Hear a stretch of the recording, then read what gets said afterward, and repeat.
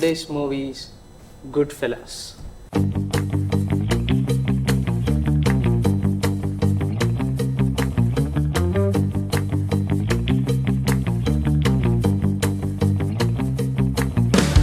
When Scorsese uses color, he uses it to draw attention to something. The most color in Scorsese's filmography that he uses effectively to properly face that sentence is red. Scorsese used like smooth, fluid camera movements.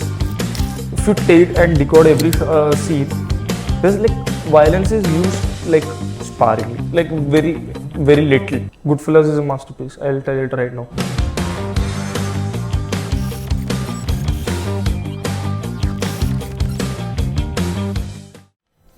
Welcome to Film Criticism. Today's movie is Goodfellas. Have you seen Goodfellas? If it is no, same. I have also not seen Goodfellas. Today we have a guest. We can ask him whether he has seen Goodfellas or not. Nihal Sadish, have you seen Goodfellas? Yes, I have seen Goodfellas. Okay, please explain about it. Goodfellas is a 1990 American film directed by Martin Scorsese and written by Nicolas Pileggi, based on the 1985 novel Wise Guy by Nicolas Pileggi himself. Okay, who is Martin Scorsese? Martin Scorsese is an American director of Italian origin, and he has directed many classics like Taxi Driver, Aviator, Shutter Island, Gangs of New York, New York, Casino, and the so-called Goodfellas also. Explain more about Goodfellas. Goodfellas is a 1919 American movie, as I said, and it is directed by Martin Scorsese, based on the script by Nicolas Pileggi. Its cinematography is done by Michael Ballhaus, and it is edited by Thelma Schoonmaker. It was nominated for more than 3 Oscars, with including Best Director, Best Picture, and winning for Best Supporting Actor for Pesci. It lost its Oscar to Dances with the Wolves by Kevin Costner. The movie starred Ray Liotta, Robert De Niro, and Joe Pesci. Okay, how does Goodfellas differ from other movies? See, Hollywood had a typical way of showcasing gangsters. Like the new Hollywood changed that. Like by the release of Godfather in 1972 and its subsequent sequels. But even the Godfather borrowed heavily from the old tropes of the old Hollywood, from such movies such as Billy Wilder movies such as Double Indemnity and Raoul Walsh movie Casablanca, even from Roaring Twenties also, especially from the movies of James Cagney and Humphrey Bogart. But it showed the gangster life as glamorous. Goodfellas also shows it in a glamorous way, but it differs because like Godfather has heavily stylized lighting and heavily stylized set designs, heavily stylized dialogues. But Goodfellas was like, it showed gangsters in a normal way. Like, have you ever seen gangster cooking food in a movie?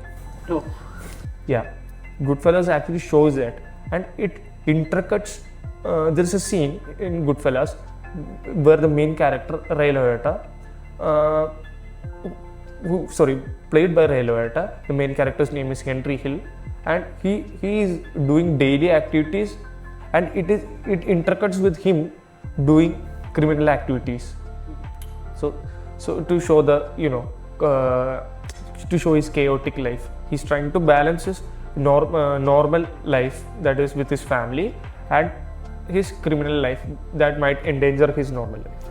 Okay, let's move on to the next question.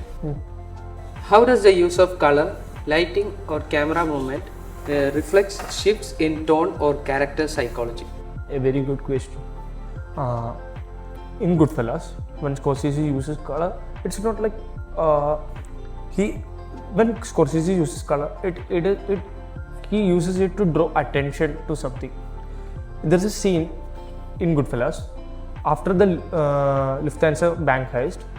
Every member gets a cut of the money that they stole, and Robert De Niro wants everyone to not buy anything that will draw attention to itself. But one crew member he buys a car. Obviously the car is expensive, so it will draw the attention of the police. So what do you think the color of the car would be? Apparently, you know which color he chose? No. Pink. Pink. Yes, he chose pink. You know why? Because it's a very dark world, but he chose the color pink. You know why? Because he wanted to draw attention to the car. Okay.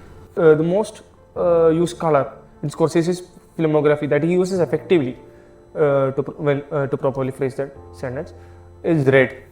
He uses red to signify violence and danger, and it can be seen throughout Scorsese's filmography. It can also be seen in Goodfellas also. And you asked about the lighting. Scorsese and his cinematographer Michael Ballhaus relied mostly on practical lights, and he also used natural lights in many scenes. Sometimes they would use a kicker light to give to show the edges and everything, but apart from that they went for a more naturalistic tone. They didn't want a stylized filmography like film like Godfather, stylized lighting like that of the Godfather. Okay, and camera movement.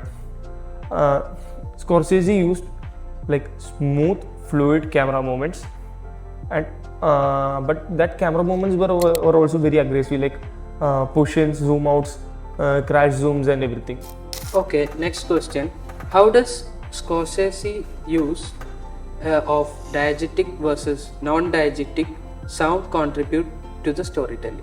As you know, diegetic music is the music that the characters can hear, and non-diegetic is that does not exist in the world of the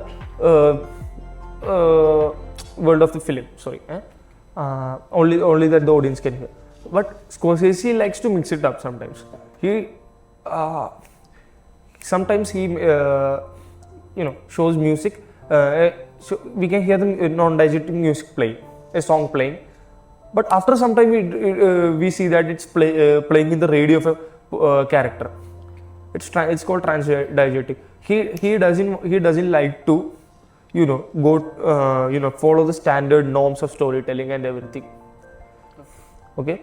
Next, how does the film portray violence as thrilling, repulsive, or both? And to what effect? Scorsese, see, everybody thinks that Goodfellas is a very violent film. But if you take and decode every scene, there's like violence is used like sparingly, like very, very little. Do you criticize any kind of violence in the movie?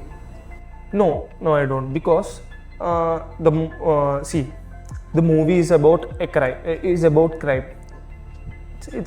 like an autobiography. It's basically an autobiography of a real life mobster named Henry Hill.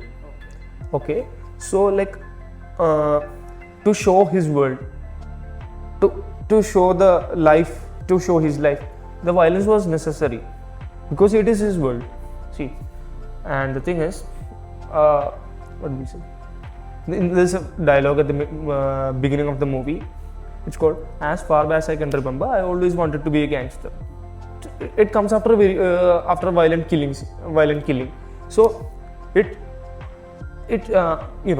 juxtaposing that violent scene with that dialogue shows the mental state of the character. He's not repulsed by that violence. He loves it. Okay. What is your final analysis in the form of criticism? See, Goodfellas is a masterpiece. I'll tell it right now.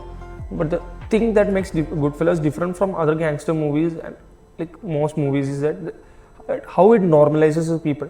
We can relate to characters. Hey Mom, what do you think? You look like a gangster. And the themes also is very, it explores very good themes, very relevant themes, and that are, I'll say, nihilism and themes like nihilism, Italian American identity is also personal to Scorsese because he is of Italian descent, and it also has themes of the macho man, and it also shows things that happen in society very often, but something we do not often react to is like misogyny and everything, and violence. And Scorsese, shows this in a very effective way, taking the people and showing that this is happening, but things like this exist and everything. And another thing that makes Goodfellas successful is that the authenticity of the movie. We actually feel like it's happening in front of us. It's stylized, yes, but the sequences, the events occur. It's very smooth. And another thing that he incorporates into this, the God is always watching. See, Scorsese was raised by believing parents. Like he was raised Catholic, so he's a very big believer. Whenever a person dies, is killed or dies in the movie, there's always an overhead shot. It is to show that the God is watching. And another thing that makes Goodfellas different is that it uses narration.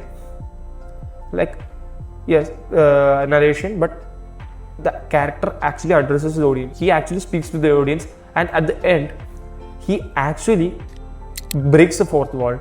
He looks directly into the camera and addresses the audience. He actually addresses the people. And other techniques that Scorsese uses to immerse us is the long take. There's a lot of long takes, and these long takes usually last more than 40 to 50 seconds to up to more than 3 minutes, 3 to 4 minutes, especially the famous Copacabana scene. Thank you, Nihal Sadish, for joining us in this film criticism. And we are ending our film criticism here. Thank you. Goodfellas.